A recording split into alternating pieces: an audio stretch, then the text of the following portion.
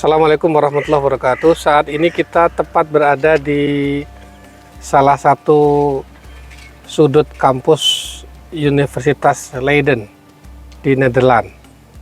Ini adalah salah satu perguruan tinggi destinasi banyak para cendekiawan dan intelektual Islam Indonesia, dan khususnya mereka yang belajar ke sini belajar di ilmu hukum, humaniora, ya, kemudian social science dan lain sebagainya, Islamic studies dan lain sebagainya.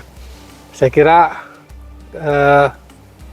kader-kader pesantren, perguruan tinggi pesantren penting untuk menjadikan Leiden sebagai target atau destinasi tujuan dari untuk studi lanjut pada kader kita di pesantren maupun di perguruan tinggi pesantren. Pak Hafid, ada pesan untuk anak-anak kita, para kader pesantren dan perguruan tinggi pesantren? Iya,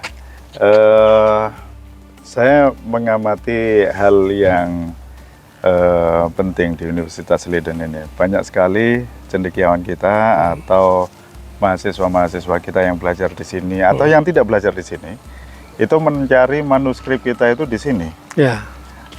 Itu mungkin kelemahan yang harus kita tambal di. Mereka punya departemen atau manuskrip corner sendiri. Betul. Jadi sampai wardun kita pun yang tidak ada di pondok itu ada di sini, yang tahun-tahun sangat lama sekali. Jadi mereka sangat ketat dengan dokumentasi. Dengan dokumentasi. Ini surganya para filolog. Betul. Filolog itu mesti rujukannya ke sini kalau tentang keindonesiaan, tentang keislaman Jawa yang ada di Indonesia atau tentang Jawa. Pelajarannya adalah bahwa dokumentasi itu sangat penting sekali. Buktinya kita sekarang memerlukan dan harus jauh terbang dari Indonesia untuk mendapatkan itu. Padahal itu aslinya adalah di sana.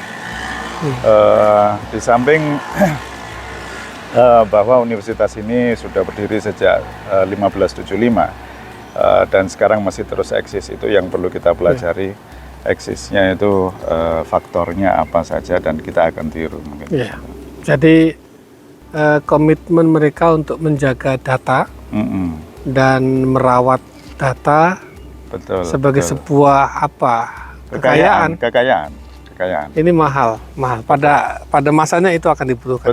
Betul. Setelah 100 tahun buktinya kita harus jauh-jauh dari Indonesia nyari ke sini. Kalau menurut saya ada hal yang perlu kita perkuat sebelum ke sini, yaitu perkuat dari sisi keagamaan. Kenapa di sini ya termasuk yang agak liberal. Nah, kalau yang kita utus di sini masih santri, saya pikir ini kurang tepat. Yang bagusnya yang diutus di sini untuk menuntut ilmu ya para dosen-dosen yang untuk lanjut studi S2. S2, S3. S2, S3 ya. Nah, kalau sudah S3 baru bisa menggali luar biasa di sini. Ini sumber ilmu di sini. Perpustakaannya luar biasa. Bahkan saya pikir di Leiden University ini terdapat juga diaspora Indonesia yang dosen di sini, seperti Prof. Suryadi dari Padang, dan saya pikir banyak lagi yang lain. Nah, ke depan tentunya melalui UNIDA dan pondok-pondok lain, di samping kita memperkuat sisi bahasa, sisi keagamaan dari para dosen-dosen kita yang akan dikirim ke sini, tentu kita juga harus mendapat support dari luar biasa dari mungkin LPDP, dari Kemenak maupun Erasmus yang sudah program banyak lembaga funding ya. Funding yang memberi beasiswa ke sini. Asalkan kompeten dan seleksi itu sangat mendukung itu. Jadi dan ini sangat mendukung sekali untuk pengembangan universitas ke depan, perguruan tinggi di bawah di bawah bimbingan UNIDA untuk itu. Itu dari saya. Mungkin ini leadernya luar biasa ini. Terima kasih. Saya pikir yang juga penting digarisbawahi Pak Hafid, Pak Rizan, adalah bagaimana kita menyiapkan para santri, para dosen pesantren tadi, yaitu yang disebut dengan international competence. Kompetensi internasional, diantaranya bahasa. Bahasa Arab, bahasa Inggris, dan lain-lain mungkin ya.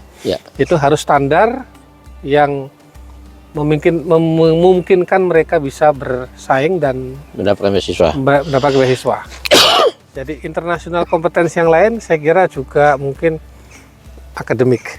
Jadi akademik ya harus bagus supaya dia bisa di sini bisa lebih mengeksplorasi dan mengelaborasi keilmuan-keilmuan mereka. Ya, betul. Dan yang terakhir saya tadi ingat Pak Hafid itu pentingnya data kan. Ada istilah DAO. Itu sebuah teori. DAO itu data, articulation dan organization. DAO. Jadi organisasi itu akan berjalan dengan baik kalau dia punya artikulasi. Tapi artikulasi itu tidak akan bisa kecuali basisnya data. Ya kan, kalau artikulasi tanpa data, tak berbasis data, itu nanti jadi ngawur gitu. Nah tadi, bagaimana kita 100 tahun Gontor ya, itu kan apa artikulasi kita dalam rangka 100 tahun itu, mengorganisasi Gontor di abad kedua, 100 tahun kedua. Tapi kan yang dibutuhkan data. Datanya ini ada. Termasuk studi-studi dalam Islamic Studies dan lain sebagainya lah. Ya. Saya kira itu. Ya, terima kasih perbincangan kita singkat padat dari Universitas Leiden, Belanda. Assalamualaikum warahmatullahi wabarakatuh.